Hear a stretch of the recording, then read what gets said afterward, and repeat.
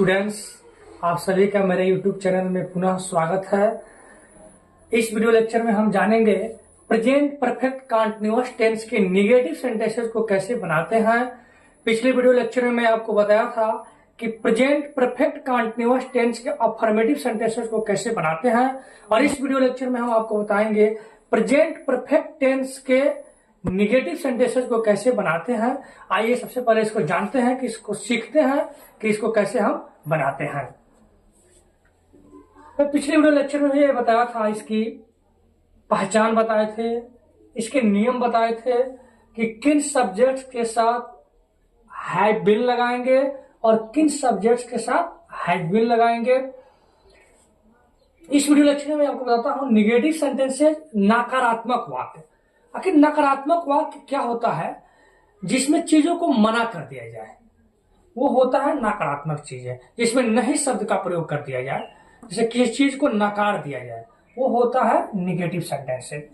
इसका जो स्ट्रक्चर होता है, सबसे पहले हम अनुवाद बनाते समय सबसे पहले सब्जेक्ट लिखते हैं, फिर हैज या हैव लिखते हैं, उसके बाद नॉट, उसके बाद बीन, उसके बाद वर्ब के फर्स्ट फॉर्म में आईएनजी को हम जोड़ते हैं, उसके बाद ऑब्जेक्ट रहता है तो ऑब्जेक्ट लिखते हैं, उसके बाद सिंस या फॉर, उसके बाद जो भी समय रहता है उसे हम क्या करते हैं, लिख देते हैं। इसका स्ट्रक्चर जो होगा वो होगा सब्जेक्ट प्लस हैज या have plus not plus been, उसका प्लस वर्ब के फर्स्ट फॉर्म में आईएनजी को हम जोड़ देते हैं, यानी इसी को हम वर्ब का फोर्थ फॉर्म भी बोलते हैं। उसके बाद ऑब्जेक्ट रहता है तो ऑब्जेक्ट को हम लिखते हैं, उसके बाद सिंस या फॉर, उसके बाद फिर क्या होता है, टाइम या समय को हम क्या करते हैं, लिख देते हैं। आइए हम फर्स्ट सेंटेंस को देखते हैं कि इसका कैसे हम इसको ट्रांसलेट करेंगे। आइए फर्स्ट सेंटेंस को देखते हैं कि कैसे बनाते हैं। वे लोग 2 घंटों से इस कमरे को नहीं सजा रहे हैं। जैसे हम कहते हैं कि अरे इस कमरे को किसी ने पूछा तो आप कहेंगे अरे वो तो 2 बैठे हुए हैं, मैं कभी कहा कर आया था और 2 घंटा हो गया और उस कमरे को सजा नहीं रहे हैं। तो ऐसे सेंटेंस को बनाते कैसे हैं? वे लोग, सबसे पहले हमारा सब्जेक्ट क्या है, वे लोग। तो वे लोग की अंग्रेजी क्या होती है, दे, और दे के साथ हैज और हैव में हम क्या लगाते हैं, हैव। नहीं की अंग्रेजी नॉट, उसके बाद क्या जोड़ते हैं, बीन, उसका वर्ब के फर्स्ट फॉर्म में आईएनजी को जोड़ देते हैं। या वर्ब है सजाना, सजाना का होता है डेकोरेट, उसमें आईएनजी जोड़ देंगे, डेकोरेटिंग। उसके बाद इस कमरे को तो लिखेंगे दिस रूम।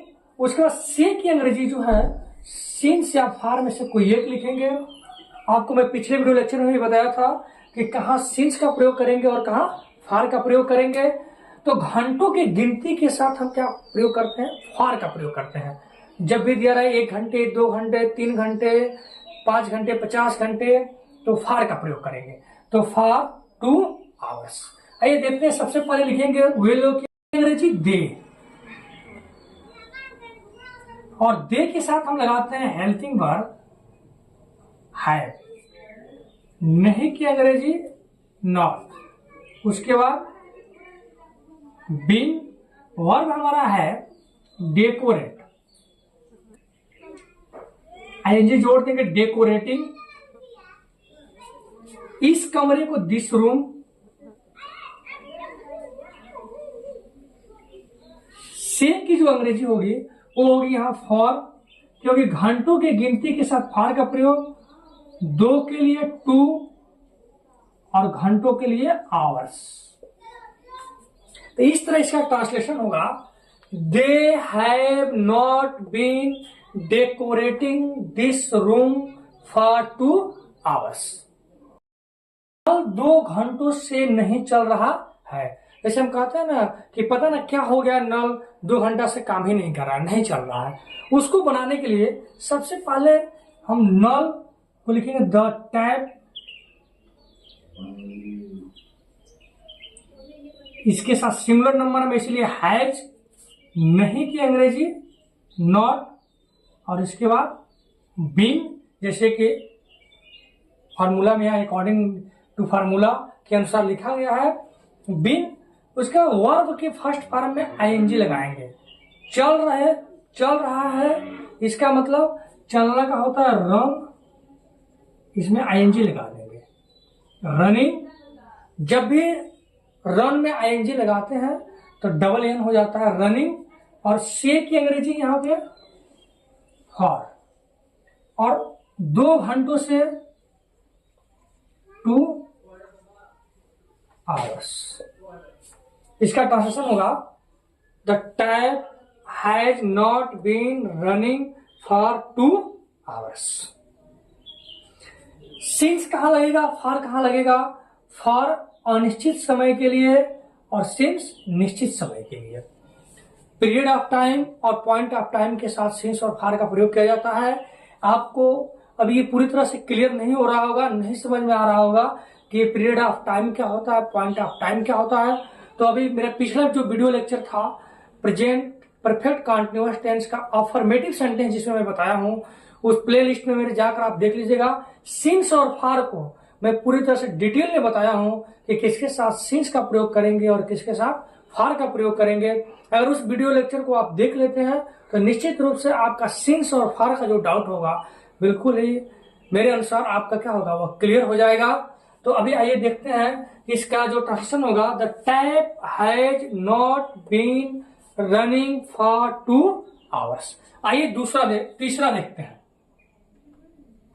देखिए तीसरा जो है वह 1 घंटे से कुछ नहीं कर रही है। सबसे पहले आया है कुछ नहीं। देखिए कुछ नहीं की अंग्रेजी आप यहाँ पे इसको मैं बता दे रहा हूं, यहां पे आप लिख सकते हैं नथिंग,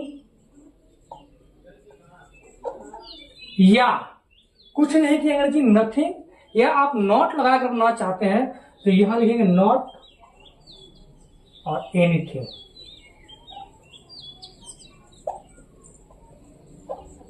अगर नॉट लगाते हैं तो इसके लिए तब कुछ के लिए एनीथिंग लगाएंगे। अगर दोनों को एक ही साथ लिखते हैं कुछ नहीं तो आप क्या लगाएंगे, नथिंग लगाएंगे। आइए इसका ट्रांसलेशन देखते हैं। दूसरा तरीका जो बनाने का है वो है she has not been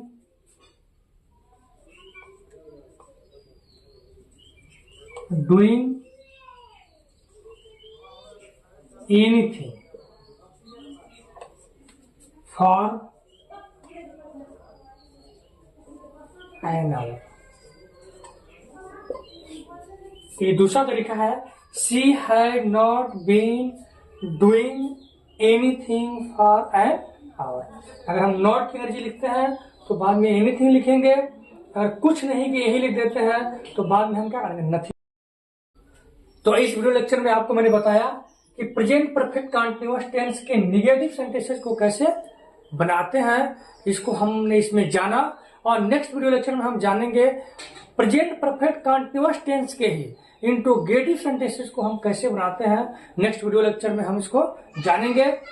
for और सिंस में आपको कहीं भी दिक्कत है तो आप मेरे प्ले लिस्ट में जाके, और फॉर और सिंस को मैं डिटेल में बताया हूं कि किसके साथ फॉर लगेगा और किसके साथ सिंस लगेगा।